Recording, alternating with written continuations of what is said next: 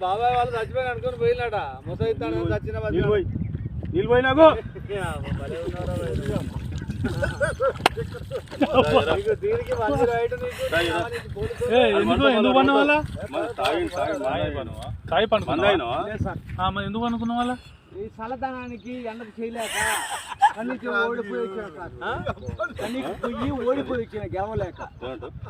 ఏం చేసావు 10 రోజుల నుంచి గణేట్ చేత నాతో గట్టించి నా కష్టం దోచుకొని గణేట్ రాయ్ నాకు అంటే డబ్బులు ఇచ్చారు కానీ శ్రమ